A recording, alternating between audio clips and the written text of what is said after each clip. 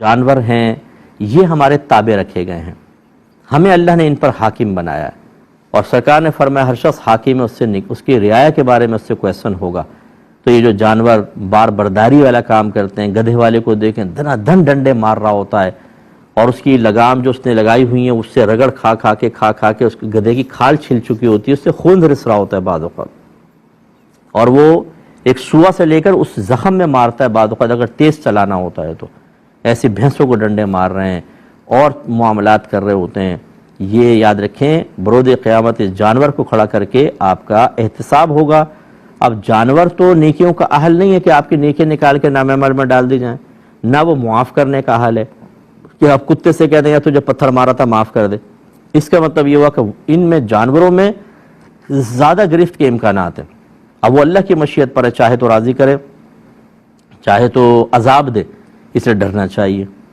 تو یہ جو گھروں میں بعض اوقات گلیوں میں کتے پھر رہے ہوتے ہیں، بلیاں بغیر وجہ کے، اگر کتا کاٹنے کو آ رہا ہے اپنے ڈیفنس میں کچھ کیا ہے تو الگ بات ہے، لیکن جب وہ آرام سے جا رہا ہے آپ نے پتھر اٹھا کے زور سے کھینچ کے مار دیا، اس کے چل سر پہ لگا، جسم پہ لگا، وہ چیختا ہوا چلا جاتا ہے۔ ہو سکتا ہے وہ فریادیں کر رہا ہو اللہ تعالیٰ کی بارگاہ میں کہ اللہ تعالیٰ تو نے انسان کو مسلط کر دیا، مجھے کہیں سکون سے رہنے نہیں دیتے۔ ایسی بلیوں کو مارنا، ایسے جن لوگوں نے اپنے گھروں میں جانور پالے ہوئے ہیں، چھوٹے چھوٹے پنجروں کے اندر بڑے بڑے کبوتر رکھے ہوئے ہیں، بیچارے ہل بھی صحیح نہیں سکتے ہیں، آپ کیا سمجھتے ہیں بروز قیامت یہ اللہ کی بارگاہ میں فریاد نہیں کرے گا اور آپ سے حساب نہیں مانگے گا؟ آپ نے آسٹریلین طوطے رکھے ہوئے اتنے سے پنجرے کے اندر، بیچارے یوں پھدکتے ہیں تو دیوار آ جاتی ہے۔ ان کے لیے بڑا پنجرہ رکھیں ورنہ نہ پالیں، آپ چھوڑ دیں۔ اس طرح ان کو مقید کر کے ان کی زندگیوں کو تنگ کر دینا غلط ہے۔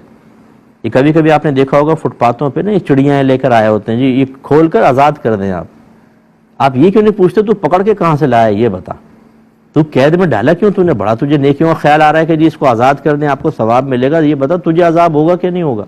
ایسے لوگوں سے کبھی نہ خریدیں، کیونکہ پکڑ کے بیچارے کسی کی چڑیا کے گھونسلے میں بچے ہیں، یہ پکڑ کے لا کے فٹ پاتھوں پہ بیچ رہے ہیں، اور کہاں سے پکڑتے ہیں کہاں پہ لا کے بیچتے ہیں۔ آپ چڑیا چھوڑ بھی دیں تو اس کو گھر تک کہاں پہنچے گی بیچاری؟